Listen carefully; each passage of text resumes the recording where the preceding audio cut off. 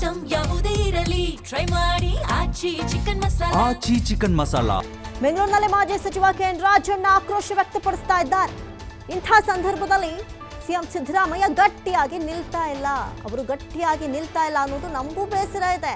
CM ತಟಸ್ಥ ಧೋರಣೆ ಯಾಕೆ ತಾಳ್ತಾ ಇದ್ದಾರೋ ಗೊತ್ತಿಲ್ಲ ಹೀಗಂತ ಹೇಳಿರೋದಿಲ್ಲ ಕೆಎನ್ ರಾಜಣ್ಣ. ನೋಡಿ, ಕೆಎನ್ ರಾಜಣ್ಣ ಕೂಡ ಸಿಎಂ ಆಪ್ತ ಬಣದಲ್ಲಿ ಗುರುತಿಸಿಕೊಂಡವರು, ಸಿಎಂ ಪರವಾಗಿ ಬ್ಯಾಟ್ ಬೀಸುವವರು. ಅದರಲ್ಲೂ ಕೂಡ ಇವ್ರ ಕಡೆಯಿಂದ ಈ ಸ್ಟೇಟ್ಮೆಂಟ್ ಬರ್ತಾ ಇದೆ ಅಂದರೆ ಈಗಲಾದರೂ ಸಿದ್ದರಾಮಯ್ಯನವರು ಏನಾದರೂ ಈ ವಿಚಾರಕ್ಕೆ ಸಂಬಂಧಪಟ್ಟಂತೆ ಪ್ರತಿಕ್ರಿಯೆ ಕೊಡ್ತಾರಾ ನೋಡಬೇಕು. ಯಾಕಂತ ಹೇಳಿದ್ರೆ ಯಾರೆಲ್ಲ ಪಕ್ಷಕ್ಕೆ ನಿಷ್ಠೆಯಿಂದ ಇರ್ತಾರೋ ಅವರ ವಿರುದ್ಧ ಕ್ರಮಗಳಾಗ್ತಾ ಇದೆ.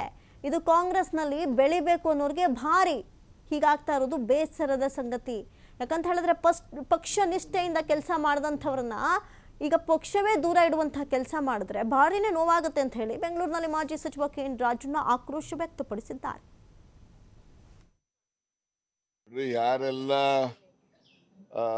ಪಕ್ಷಕ್ಕೆ ನಿಷ್ಠೆಯಿಂದ ಇರ್ತಾರೆ ಮತ್ತೆ ಪಕ್ಷದಲ್ಲಿ ಮುಂದೆ ಕಾಂಗ್ರೆಸ್ ಪಕ್ಷ ಬೆಳಿಬೇಕು, ಕಾಂಗ್ರೆಸ್ ಪಕ್ಷದಿಂದ ಬಡವರಿಗೆ ಅನುಕೂಲಗಳು ಆಗಬೇಕು ಅಂತಕ್ಕಂಥ ನಿರೀಕ್ಷೆ ಮಾಡ್ತಕ್ಕಂಥವ್ರ ಮೇಲೆ ಪಟ್ಟಭದ್ರರು ಪಕ್ಷದಲ್ಲೂ ಇರ್ತಾರೆ. ಅವ್ರುಗಳೆಲ್ಲ ಈ ಥರ ಹುನ್ನಾರಗಳನ್ನೆಲ್ಲ ಮಾಡ್ತಾರೆ. ಅದಕ್ಕೇನು ಮಾಡೋಕ್ಕಾಗೋದಿಲ್ಲ. ನಾವು ನಿರೀಕ್ಷೆ ಮಾಡೋದು ನಮ್ಮ ಮುಖ್ಯಮಂತ್ರಿಗಳಿಂದ ಇಂಥ ಸಂಗತಿಗಳು ಬಂದಾಗ ಅವರು ಗಟ್ಟಿಯಾಗಿ ನಿಲ್ಲಬೇಕು. ಅವ್ರು ನಿಲ್ತಾ ಇಲ್ಲ, ಅದೊಂದು ನಮಗೆ ಬೇಸರದ ಸಂಗತಿ. ಕಟ್ಟಾಕವರು ಬಿಟ್ಟವರು ಯಾರಿಗೆ ಗೊತ್ತ್ರಿ? ಕಟ್ಟಾಕಕ್ಕೇನು ಕೋಣನ ಕುರಿನ ಏನು ಕಟ್ಟಾಕಕ್ಕೆ ಗೊತ್ತಾಯ್ತಾ?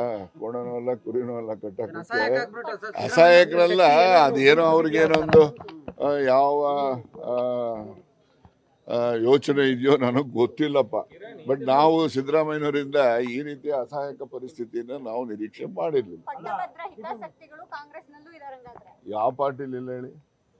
ಕಾಂಗ್ರೆಸ್ನಲ್ಲೂ ಇದ್ದಾರೆ, ಎಲ್ಲ ಪಾರ್ಟಿಲೂ ಇದ್ದಾರೆ. ಸಿದ್ದರಾಮಯ್ಯ ಅವರು ಅಸಹಾಯಕರಾಗಿ ಮಾಡಿದಂತಹ ಆ ಶಕ್ತಿ ಅಥವಾ ವ್ಯಕ್ತಿ ಯಾರು ಸರ್? ಅದನ್ನ ನಾನು ಹೇಳಕ್ ಹೋಗೋದು, ನೀವು ಅರ್ಥ ಮಾಡ್ಕೊಳ್ಳಿ. ಯಾರು? ಸಿದ್ದರಾಮಯ್ಯನವರಿಗೆ ಯಾವ ಕಂಪಲ್ಷನ್ಸ್ ಇದಾವೋ ಗೊತ್ತಿಲ್ಲ ನನಗೆ, ಗೊತ್ತಾಯ್ತಾ? ಅವ್ರು ಹೇಳಿದ್ರೆ ನಾವು ತಿಳ್ಕೊಬೋದು, ಅವ್ರೇನು ಹೇಳೋದಿಲ್ಲ.